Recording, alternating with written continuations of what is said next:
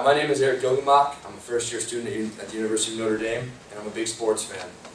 And because I'm a big sports fan, I'm very excited for something that's coming up in the next few months, and that is the Super Bowl.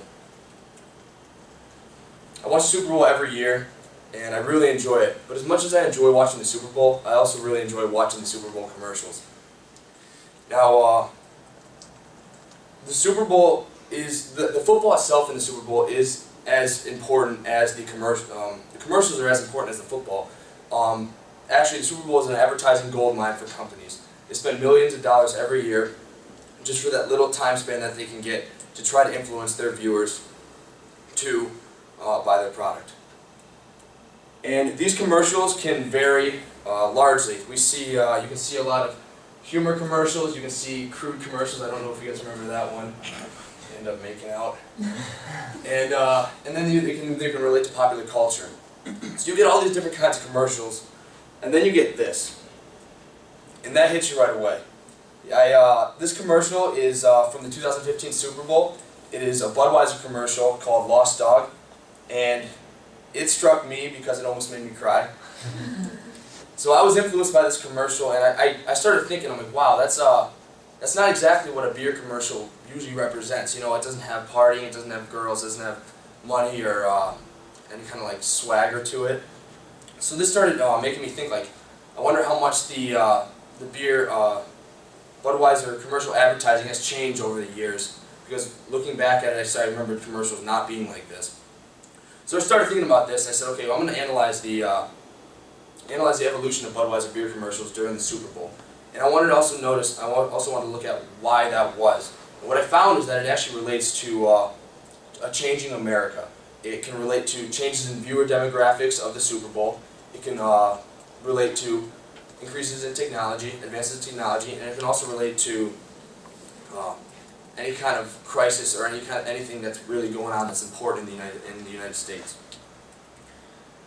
So I'm going to give you a quick background of Budweiser, a quick history. Budweiser is actually a branch company of the larger company Anheuser-Busch, which was established in 1852. Budweiser was created in 1879 and shortly made a huge name for itself. In the year 1933, Budweiser made a big change to their company with the addition of the Budweiser Clydesdales. This was a big step for them. The Clydesdales are large, strong horses that were meant to represent the heritage, tradition, the commitment to quality of Budweiser. That was their image at the time. That's what they wanted to portray to their audience, all those three things. So we're going to take a look at a commercial from 1980, and let's take a look at it. Oh. We've been having some difficulty with the sound working today, so if you want to just talk us through what's happening. Okay, I will. I'll give you some sound effects.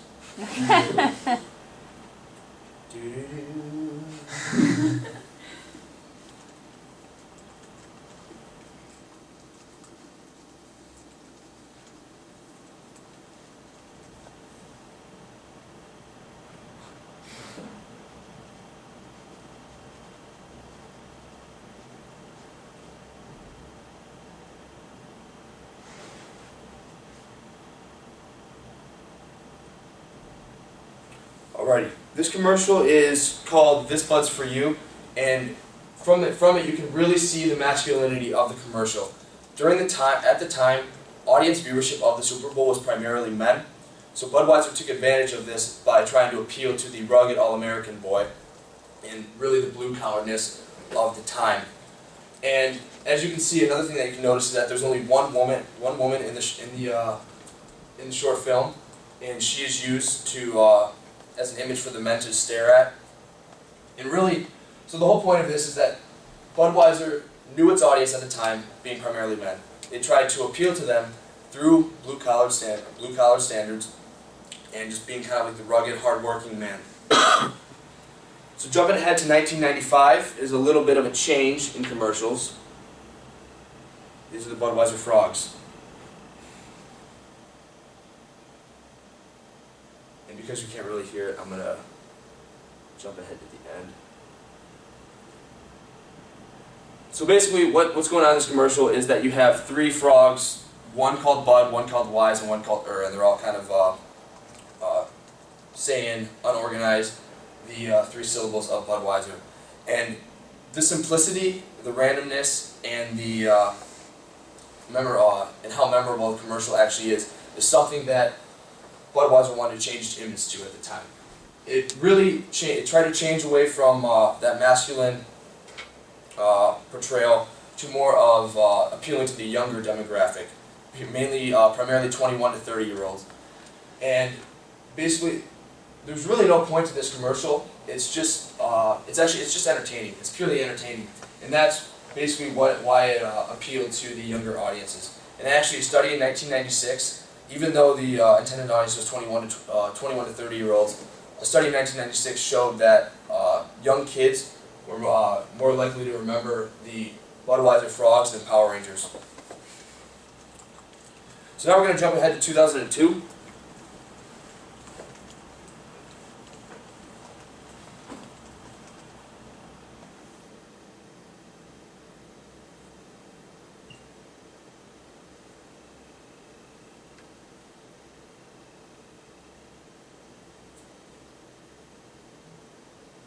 It's a lot better with sound.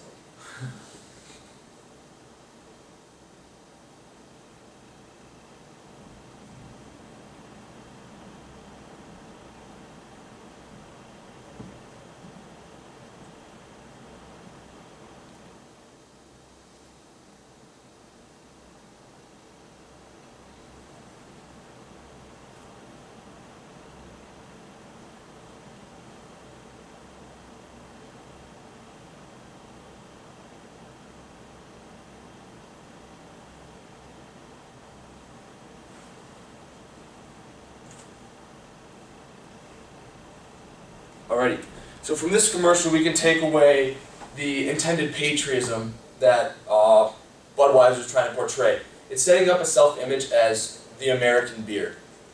It is what it is accommodating to was the 9/11 terrorist attacks a few months before this commercial was made. And we can see how Budweiser changed its image to the crisis that was going on at the time, to try to appeal more to the Super Bowl viewers.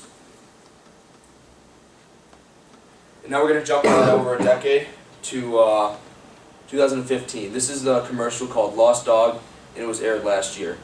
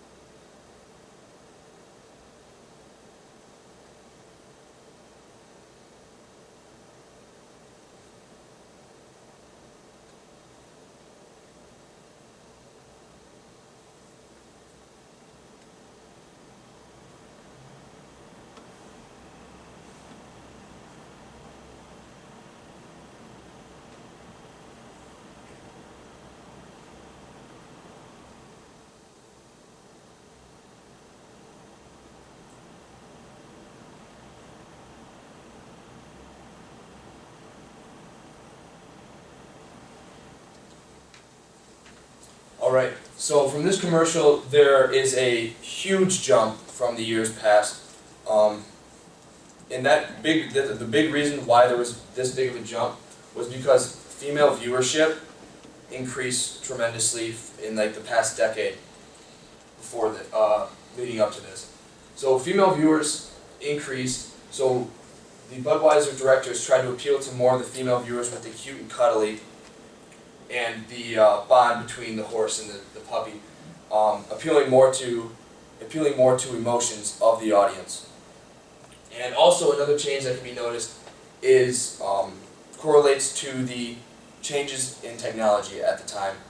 In the past few years, social media has become a big part of our lives, and Budweiser has accommodated that with hashtags. It's become more easily accessible to, it's basically expanded itself to social media and television now. And it basically, so it's relating its self-image as something that's kind of with it and with social media to the changes in technology at the time. This is the graph Concluding, that, we're over 10 minutes now, so parting words. alright, so what's the big deal? The big deal is that we basically can predict what companies are going to how companies are going to advertise if we look at what things are going on in America at the time, whether it's changes in audiences, crises, or changes in innovation. So thank you very much.